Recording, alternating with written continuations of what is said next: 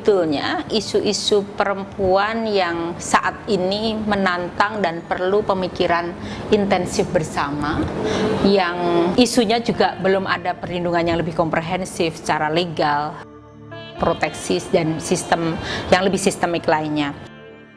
Kita lihat misalnya yang sekarang banyak diresahkan dan diadukan ke Komnas Perempuan misalnya, dan juga ke lembaga-lembaga layanan yang lain, itu adalah cybercrime atau cyberbullying, ya.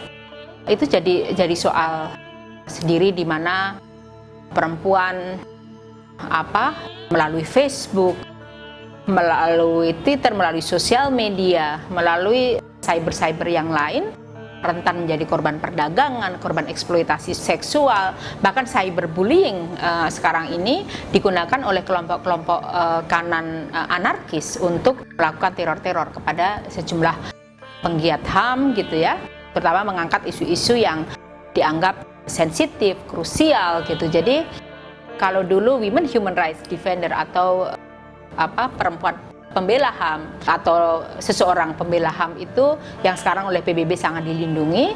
Kalau dulu mungkin musuhnya adalah militerisme dan lain sebagainya ya. Sekarang ini itu melalui kelompok-kelompok anarkis gitu, dan sebagian mengatasnamakan agama, dan itu banyak debatnya di cyber media. Nah, regulasi, cara memproteksi, merespon ini menurut saya harus serius. Hal yang lain sekarang juga kita dibangunkan oleh satu realitas pemberitaan perempuan menjadi pelaku korupsi.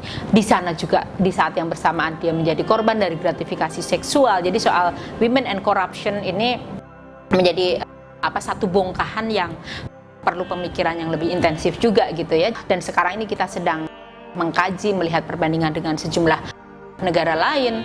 Nah, juga soal korupsi, saya sering sekali ditanya oleh media, Mbak, bagaimana kok, kenapa perempuan banyak menjadi koruptor? Saya bilang bahwa korupsi ini tidak mengenal jenis kelamin. Dia bisa laki-laki, bisa perempuan. Tetapi sekarang ini banyak sekali perempuan menjadi target. Karena apa? Perempuan ini kan dalam tanda kutip secara masif ya, pendatang baru dalam dunia politik praktis yang seperti sekarang ini. Kalau dulu terlibat dalam politik udah lama sekali sebetulnya perempuan, tetapi banyak sekali pendatang-pendatang baru ini yang dia punya jaringan sosial yang sangat kuat, tetapi tidak jaringan politik. Jaringan politiknya masih lemah, sehingga kenapa dia menjadi sangat mudah menjadi target yang di depan gitu ya, untuk dalam tanda kutip terkorbankan. Backupnya masih lemah. Hal yang lain dalam masyarakat yang sangat patriarkal ini, perempuan kan sering mendapatkan peran-peran dia sebagai pelobi, dia sebagai pemegang uang, dia sebagai sekretaris, sebagai pengantar, itulah yang kemudian yang paling mudah akan dikenai. Bahkan temuan dari PPATK misalnya, yang sering suruh menjadi penyimpan dan penyelamat uang ini juga perempuan. Asumsinya bahwa dialah yang bisa memegang, dan kalau dia perempuan lebih dianggap lebih mudah menutup penelusuran itu gitu, sehingga sering rekening atas nama mertuanya, atas nama adik ipar perempuannya dan lain sebagainya. Inilah yang kemudian merentankan perempuan, termasuk gratifikasi seksual. Ini juga banyak anak-anak student muda yang tidak tahu apa-apa karena kemudian yang mendekati adalah tokoh-tokoh luar biasa, bahkan mengatasnamakan agama gitu ya, sehingga mereka juga termasuk yang rentan terlibat atau terkorbankan dalam konteks ini gitu. Hal yang lain juga kekerasan berbasis budaya. Ini banyak terjadi, tetapi sakralitas institusi adat, institusi budaya ini kan kadang hampir sama polanya seperti sakralitas institusi agama. Orang takut mengkritik, orang takut mereform.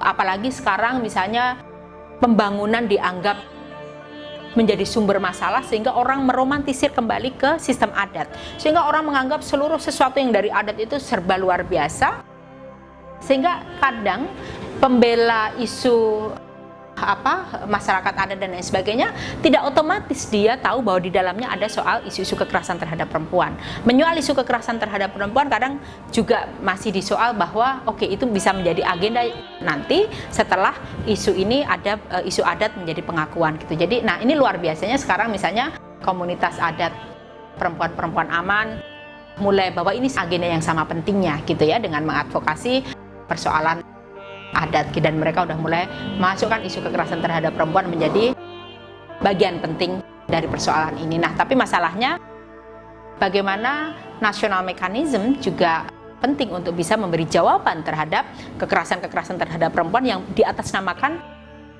adat, budaya, dan lain sebagainya. Padahal menurut tim expert PBB untuk hak budaya bahwa apapun itu, atas nama apapun, mau atas nama agama, mau atas nama adat, mau atas nama sistem apapun, kalau melahirkan satu diskriminasi dan juga melahirkan satu kekerasan, maka dia wajib disoal gitu. Jadi yang seperti inilah yang penting untuk kita reform.